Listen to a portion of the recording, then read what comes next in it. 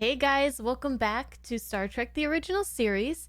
Today we are getting well into season 3 with episode 17, and that is called That Which Survives.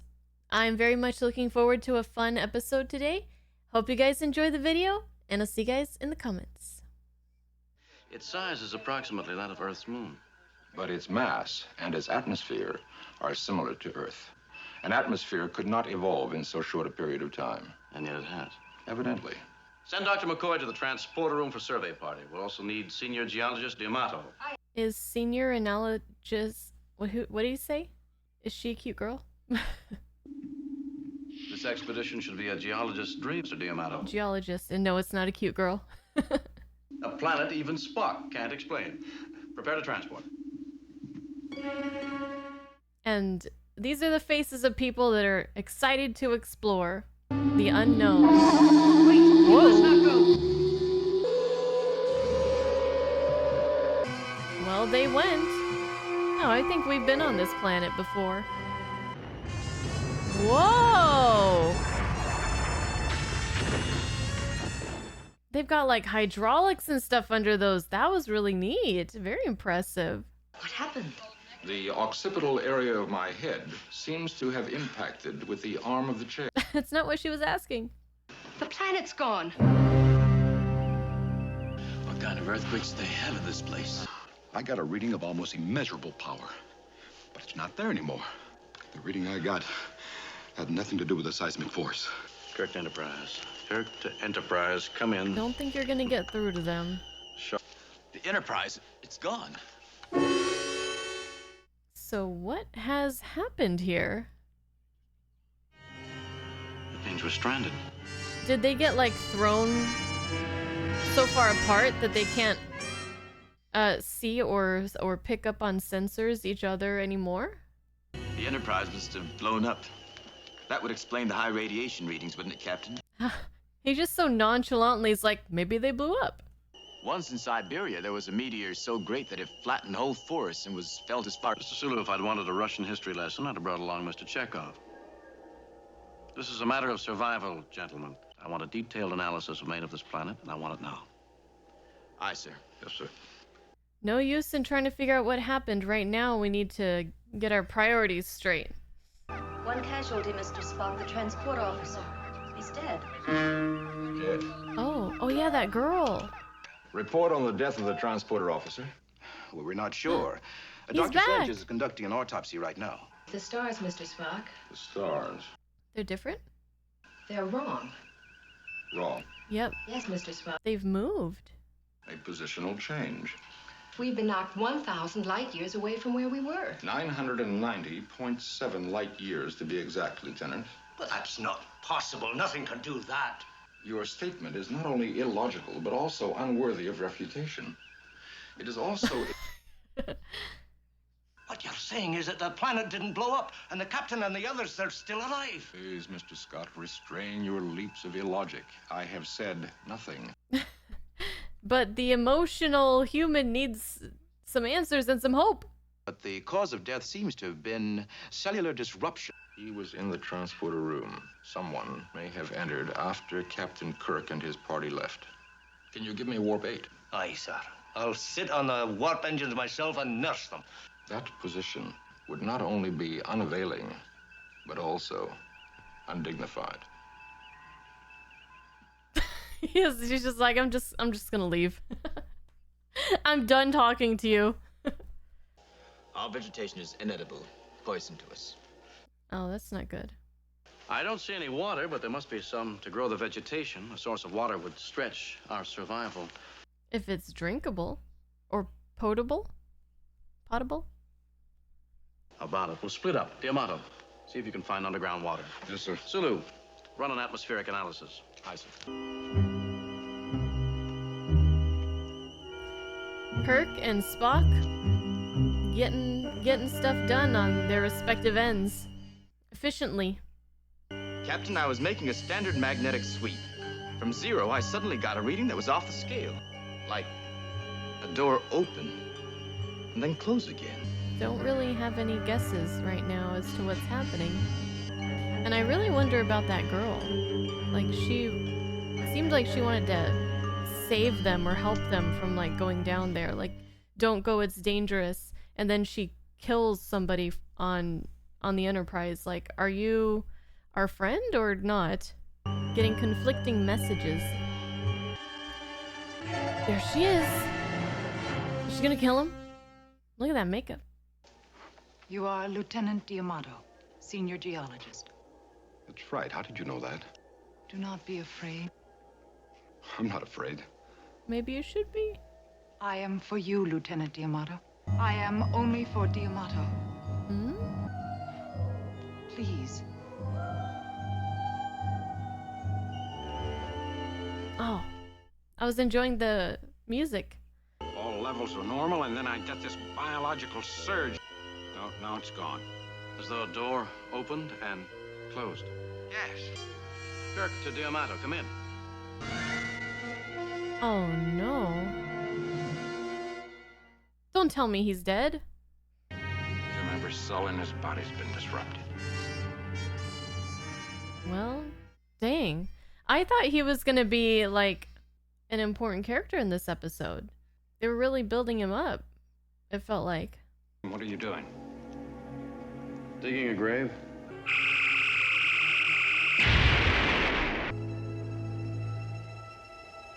My phaser didn't get through it. Wherever it is, it has a mighty high melting point. Well, I never thought to build a grave with their phasers, but that's an interesting idea. I wonder what killed him. Our estimated time of arrival is 11 1/2 solar hours. 11.337 hours, Lieutenant. I wish you would be more precise. Spock's just getting on everyone's nerves here. Mr. Spock, the ship feels wrong. Feels, Mr. Scott. I suggest you avoid emotionalism and simply keep your instruments correct. Spock out.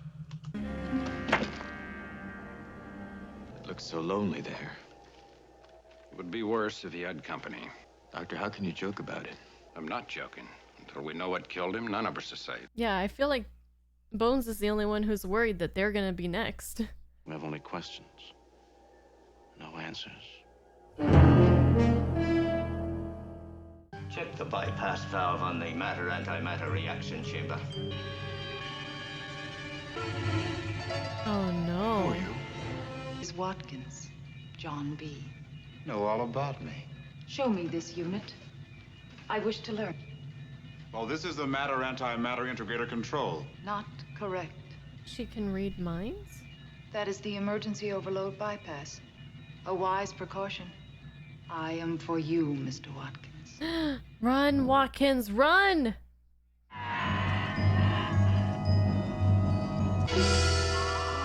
What is she doing and why? My assistant Watkins is dead. But his last words were a warning cry about some strange woman. She's presumably traveling thousands of light years back and forth between the Enterprise and this planet. The basic substance of this planet is an alloy of dibernium osmium. It couldn't have evolved naturally. Planet has no magnetic field. The apparent age of these rocks is only a few thousand years. So it's Suggesting this might be an artificial planet? Yeah. Who made it? Why can't we see them? Planet might be hollow. Can we touch the sky? I'll take the first watch, sir. All right. Have you completed the autopsy on Watkins, Doctor? Well, the pattern of cellular disruption was the same. But as to the cause, well, your guess is as good as mine. I suggest we refrain from guessing and find some facts. Spock out. That look says it all, Scotty. If there are more of those beings on that planet, the captain and the others are in very great danger. I think we're all in danger. Uh-oh. You are Lieutenant Sulu, your helmsman for the Enterprise. Where did you get this information? Who killed Lieutenant D'Amato? I have come for you. I want to touch you. Stop or I'll shoot. I don't want to have to kill a woman. What does she want from them? She wants the ship? Captain Kirk! She was asking about the engines. Oh gosh. She touched him a little bit. Don't let protection, Captain. That's how Tomato died. Phasers won't stop her. I must touch him.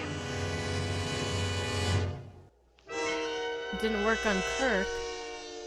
I don't want to destroy. Well, stop touching people. I mean you no harm. Yeah, until he's next. I am for Lieutenant Sulu. No. What is going on in this episode? I have no idea. Perhaps this is a ghost planet. All I know is that she almost made a ghost out of Sulu. Such evil.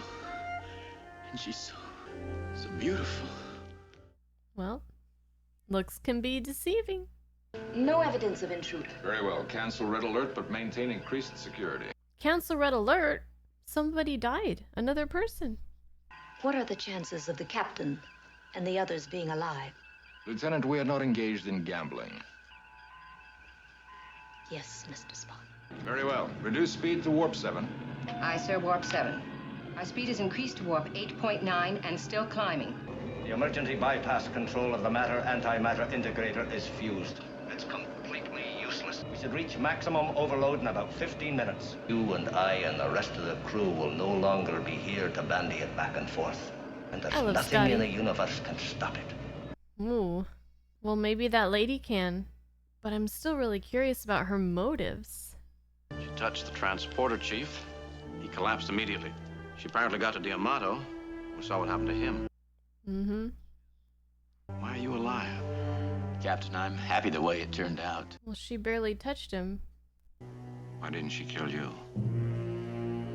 She can only target one person at a time?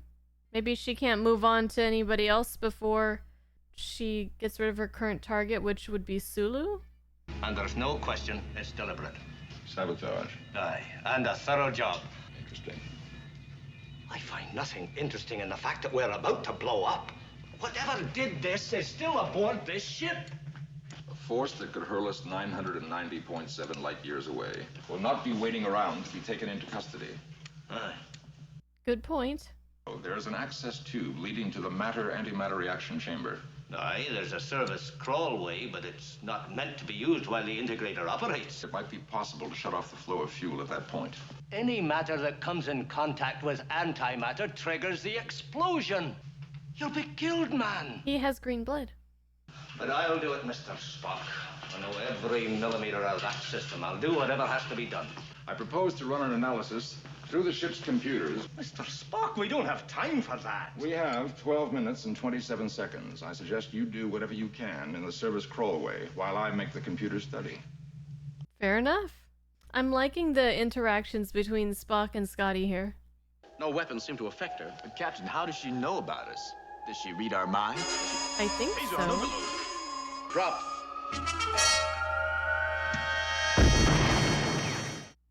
I'll never get over how dangerous those things are when they overload. I hope Mr. Spock knows what he's doing. Oh, that looks very dangerous.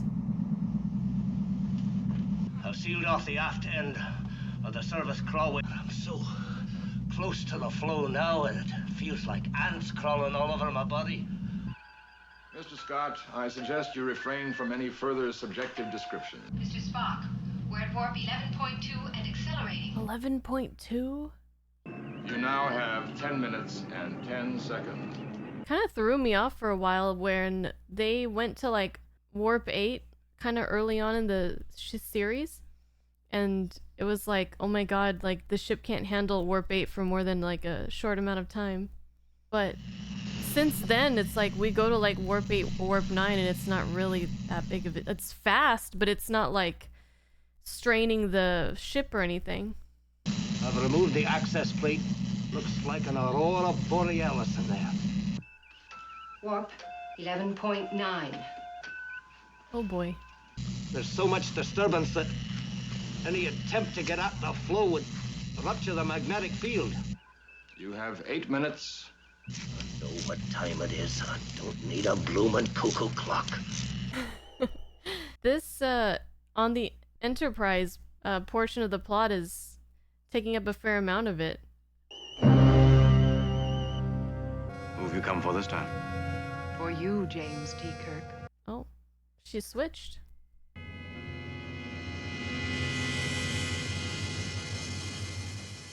If I don't get answers to my questions about her soon, then I'm gonna be upset.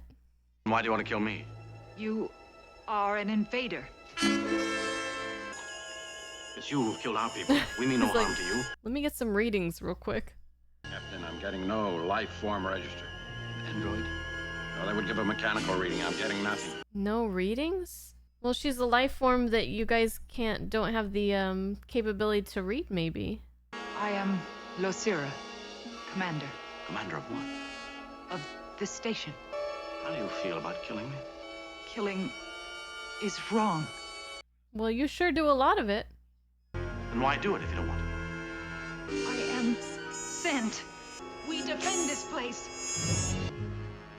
Her little insignia on her collar, it's like a Ouroboros, kind of. Are you lonely?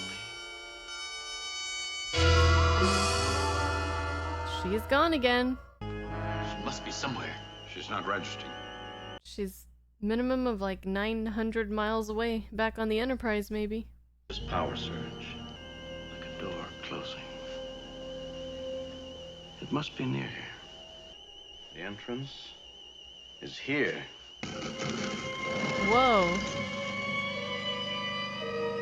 Oh, let's go. Let's go inside. We've been led here. Why? I don't know. Probably nothing good. We're gonna try to cut through the magnetic flow. But if the probe doesn't precisely match the magnetic flow, there'll be an explosion. Starting right now. Oh, jeez. It does look like the Aurora Borealis in there. That's neat. Mr. Scott, ease off. He's like, you don't gotta tell me twice. I'm gone. Mr. Scott, reverse polarity on your magnetic probe. 20 seconds, Mr. Spock. I'm doing the best I can. Wait. It's stuck. Stuck. Push the button. Please continue, Mr. Scott. Don't be sentimental. Push it. I'm gonna die anyway. No. It's loose. There's no time. Push the button. 6 seconds. 5 seconds. Better do it. 4 seconds. 1. Mr. Spock, now. 14.1. 14. Magnetic force is steady. Are we slowing down? I don't know if we've ever gone to 14 before. You might at least say thank you. For what purpose, Mr. Scott? What is it in you humans Never which mind. requires an overwhelming course of action indicated? I'm just gonna take a nap now. That something else is necessary. I feel a lot of things, but you probably don't want to hear about them, Mr. Spock. Who have you come for? All of them? Who have you come for? You're a very determined woman for me. I am for James T. Kirk. You are the captain. I must touch you. I beg it. It is my existence. You'll never reach me. Watch out! I am from McCoy. Oh my god, there's 2 of them now. That computer must be programming these replicas. I am for Sulu. Oh no. Hey! How'd you find us?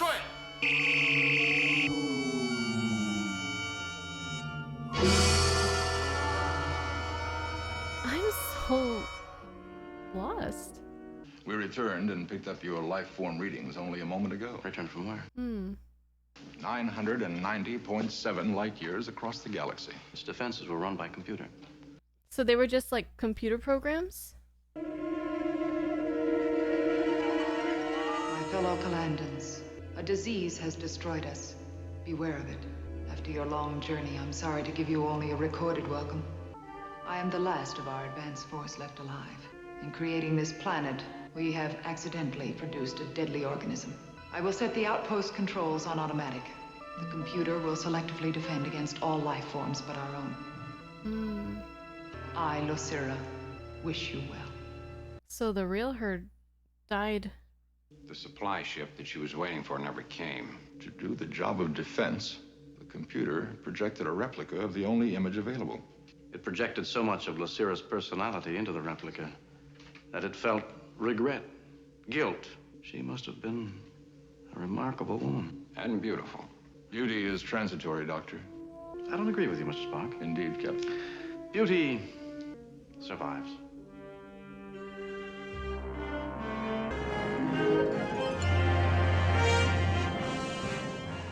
I'm not sure that I'm getting too much out of this episode. Well, there were definitely some really good interactions and mystery.